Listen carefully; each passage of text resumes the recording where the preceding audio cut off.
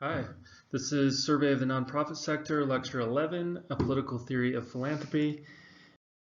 In this lecture, we're going to look at Reich's political theory of philanthropy, first by looking at charitable tax deductions in other settings, both across the world and also kind of a bit in history. Then we're going to set the stage for a political theory of philanthropy here in the United States. Then as we dive into the theory, most of the theory is justification for tax incentives and the different rationales for why we would like to have tax incentives for nonprofit organizations. And then we're going to end with some alternative policy designs. So most countries, not just democracies, have some sort of deduction scheme for charitable giving. Australia, Egypt, France, Germany, India, Japan, Mexico, the Netherlands, Russia, South Africa, Spain, Thailand. Interestingly, Sweden provides no subsidy structure at all for charitable giving. If we look at history, Reich is unaware of cases prior to the 20th century in which states attempted to stimulate the exercise of a person's liberty to give away money via fiscal incentives such as tax subsidies. So the questions then that arise, why do we have such incentives and what is their justification in a liberal democracy? So in a liberal democratic state that is committed to a limited state and robust protection of individual rights and liberties, when we're going to restrict any of that liberty, as we are a liberal democratic state, if we're going to restrict any of that, we need to justify why. We have to show why we're going to restrict someone's liberty and show why that's necessary or permissible. So that is the reason behind a political theory of philanthropy, is we need to show why it's worth it to restrict someone's freedom, and in this case, the freedom to use their own property to give to others. So to start and kind of setting the stage, we need to imagine we're in a liberal democratic society where individuals have, one, legitimate ownership of their property, and then two, they've been subject to whatever counts as legitimate taxation. After that has happened, and they still have resources that they want to give away, we're in a situation. What do we do now? How should we treat this prospective donor? So to do that and to provide a justification for different tax incentives, there's three basic justifications that Reich talks about. The first one is the tax-based rationale, in which the charitable tax deduction is necessary in order to account for the proper base of taxable income. The second is the efficiency rationale. The charitable tax deduction efficiently stimulates the production of public goods and services that would otherwise be undersupplied by the state. And then finally, the pluralism rationale. The charitable tax deduction incentivizes efforts to decentralize authority in defining and producing public benefits, and in the process, supporting a pluralistic civil society that is in itself an important component of a flourishing democracy. And we're going to jump in a bit to each of these first. So the tax-based rationale focuses on the fair treatment of the donor and their property. And when we think about the tax base, or what counts as taxable, we have to think about property rights. What do people own, and what of that can we tax? Two arguments about the tax base. First is William Andrews' argument. He argues that if we're going to use the Hyde-Simmons definition, in which taxable income is a personal consumption and wealth accumulation, then charitable donations ought not to be included in the person's tax base, because a donation is not consumption and it's not wealth accumulation or investment. Another argument about tax base is Murphy and Nagel. There's this really interesting argument. They say there are no property rights independent of the tax system because the tax system is part of the legal structure that defines property rights. In other words, we do not have property rights before we have a state. We do not have property rights before we have any legal definitions about what is property. It is through legal definitions that we get the idea and have property. So, because the tax system is part of this legal structure that creates property rights, we should then just use the tax system as a means for pursuing larger social aims. Or, in other words, as we've talked about previously in class a lot, we should use the tax system as a way to get things that we want. We create tax expenditures. We don't collect taxes for certain things that we like or that we want to get more of in society. Okay, so if we dive into some of the problems with Andrew's argument, we start to see that there might be some issues with this idea that donations should not be counted as consumption. First, if you have resources and you're deciding what to do with them, if it's not investment, by definition, then that is consumption. If you're going to spend those resources on something else, that is consumption, whether it's giving it away or buying something. It may not have any difference at its core. If we start to think about the things you get, if you're giving away for the warm glow or for status, then we have a strong argument, then this really is consumption. Again, jumping down here to 4, a lot of times philanthropy provides direct goods. So if I donate to an art organization or a sports team, and I get good seats or special access to special art events or anything like that, those are not public goods. Again, that is individual consumption. But then also, if we think about who is receiving the charity, under Andrew's theory, if any donation should not count as taxable income, then I can donate to a foreign charity and that should be okay, right? For right now, the way we have in the United States, to qualify for the tax deduction, you have to give to a 501c3. So what argument is there for us to give tax incentives for individual citizens to donate outside of the country?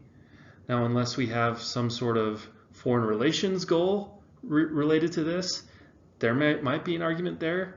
But again, we would probably want to be specific about which types of charities support that foreign relation goal. So in general, this sort of doesn't make sense when it comes to who's actually receiving the charity. So Reich tends to side with Nagel and Murphy in thinking that first, because property is defined partly in the tax code and doesn't exist prior to the tax code or any of the laws that we have in the country, then we should just use the tax code as a way to achieve aims we want to in society. Okay, the second rationale is the efficiency rationale. So this shifts the attention away from fairness to donors to fairness for recipients. The basic core of the efficiency rationale is we want tax incentives to stimulate the production of something of greater social value than what the state could have produced on its own had it taxed and spent. Okay, so we're hoping that by providing tax incentives, we're getting people to stimulate and produce things that otherwise the state would not have been able to produce. So some issues with the efficiency rationale. We lose some portion of the benefit they would receive from direct government expenditures. We're going to talk about how that might work in a few slides. And second, maybe most important, citizens lose in democratic accountability, for the funds are not accountable and even traceable in the same way that direct government expenditures are. We can unelect political leaders, but we can't unelect super rich people who are donating, like Bill Gates. So even though his philanthropy is subsidized by taxpayers, we can't unelect him democratically. We have no democratic say in what he does, even though, again, we are subsidizing his work.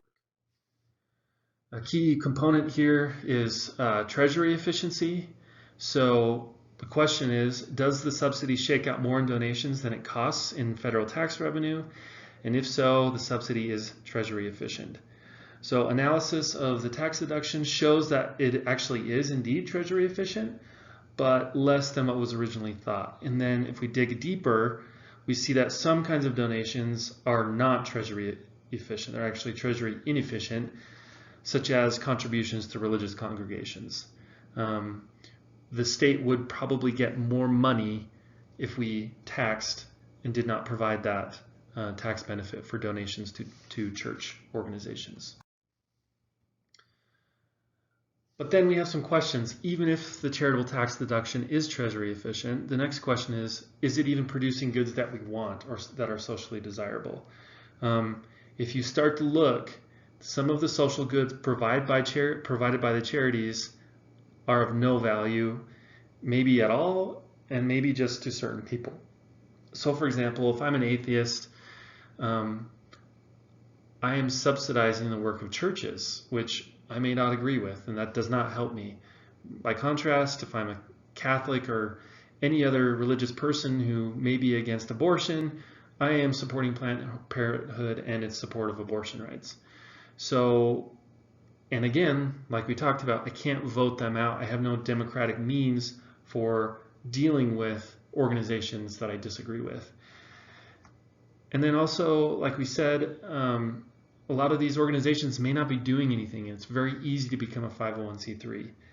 And then finally, we have some questions about how redistributive it would be compared to taxing and spending.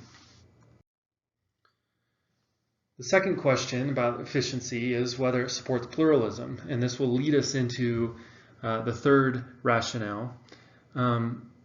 But rather than supporting pluralism, the charitable tax deduction has a really plutocratic bias in the subsidy, where those who are favored by the wealthy receive most of the subsidy.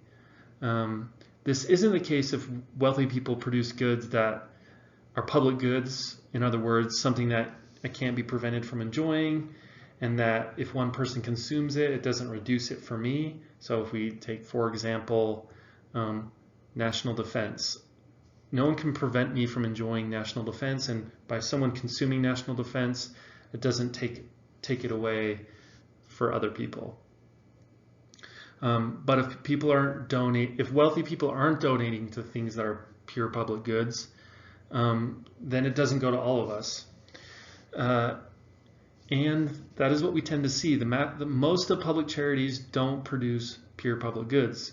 The two biggest sectors in the nonprofit, the two biggest types of 501c3s, hospitals and universities, they produce goods that charge fees that often are too expensive for people that are poor. So again, is it even pluralistic to have this efficiency rationale?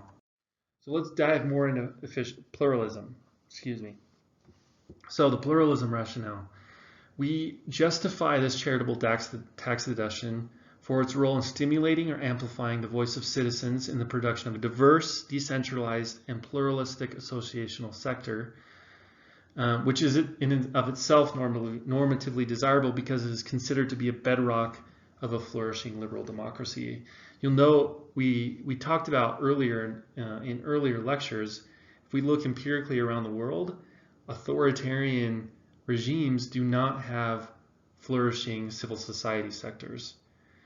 So you tend to see, the better the democracy, you tend to see more of a civil society, because it teaches us democracy. There's a lot of things that it produces for us that support democracy.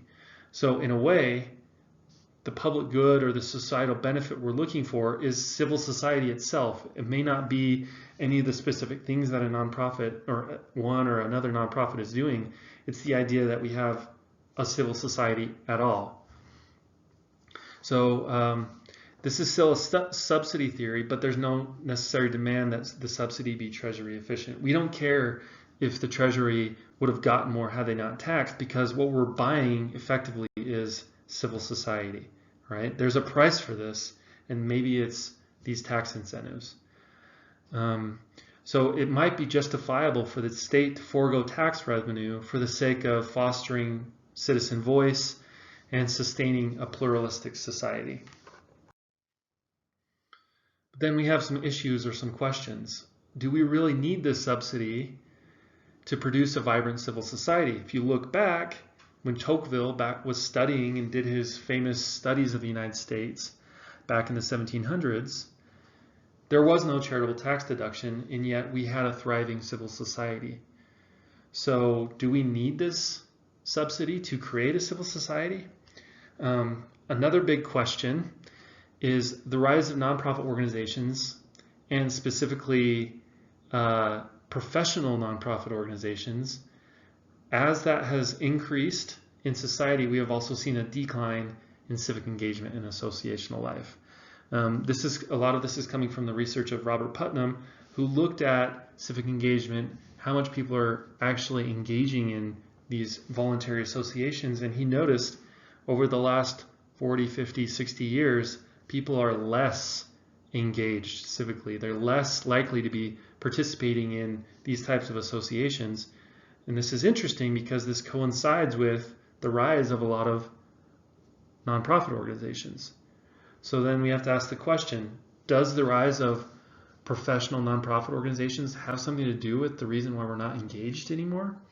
I think that's a really, really interesting and open question. Maybe we should go back to more of the grassroots, non-professional civil society where people are doing it for values, where people are doing it because they believe in it something, not because they're a professional working in an organization. And then, there's the counterfactual argument. If we hadn't spent hundreds of billions on tax expenditures to support this, what would have happened otherwise? Would we have the same type of civil society? We don't know, right? That's a counterfactual we can't test, but it is worth thinking about. So as we continue to dive into this pluralism issue, there are two main connecting ideas. First is we want to decentralize the process of producing social goods. And second, we want to promote pluralism by diminishing the state's definition of how we associate. So in any diverse society, there's going to be heterogeneous preferences about what is good for society and how we produce social goods.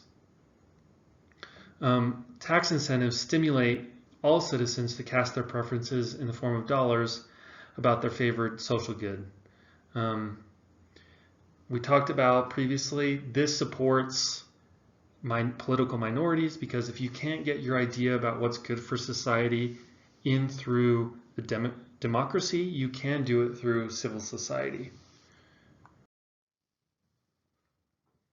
The pluralism rationale may be the most powerful reason why we want to support a tax deduction for a thriving civil society sector. The issue is the way the tax deduction is created now it is not pluralistic. It really actually, and Reich describes it as undermining and making a mockery of pluralism. So as we talked about, the tax deduction for charitable contribution goes more towards rich people than for poor people. So what happens is through the tax deduction we get a plutocratic bias, or richer people's voices is amplified and poor people's voices is tamped down because we are promoting through tax policy rich people's voices by giving them a larger deduction. Okay, so what are some policy ideas? How do we deal with this? How do we make it maybe where we can support pluralism, yet we don't have the issue of having it be unequal or plutocratic? So some policy designs that Reich gives us. One would be a flat and capped non-refundable tax credit for charitable donations. So you give a tax credit to all donors, maybe 25% of any donation, capped at maybe like $1,000. So it's no longer different depending on where you are on the income scale. This is like giving a stakeholder grant or a campaign finance voucher scheme for each citizen. So for example, a campaign finance voucher, each person will get a voucher worth a certain amount of money, and then you give that to whoever you think you want to support in their campaign. This would be in lieu of the current system where people can give unlimited amounts of money, basically, through PACs. This would make it much more equal. And so a non-refundable tax credit would be similar in the sense that it's equal for each person. So someone like Bill Gates would receive the same tax credit as every other citizen. Another idea would be the practice of percentage philanthropy, where a percentage of your taxes goes to a qualified nonprofit of your choice. This has come up in Central and Eastern Europe. So in Hungary, they passed a law in 1996 that you can allocate 1% of your income tax to a qualifying nonprofit. This is not a tax credit because the citizen doesn't pay less. Rather, they're going to redirect some of the money that the state would have gotten directly to that organization. And then finally, a third might be a state match of gift aid. The state matches some portion of a donor's contribution to an eligible organization. So under this proposal, individuals don't get a benefit, but the receiving organization gets a benefit. This could also be capped at a certain point. The problem is this is using Treasury money, and so this may not be Treasury efficient, maybe an inefficient policy idea, where interestingly, if you look at number 2, this is neither efficient nor inefficient. This is the same, right? The same amount of money that would have gone to the government now goes straight to the NGO. So we have the same amount of money in society being spent on these things. Okay, that's it for today. Thanks.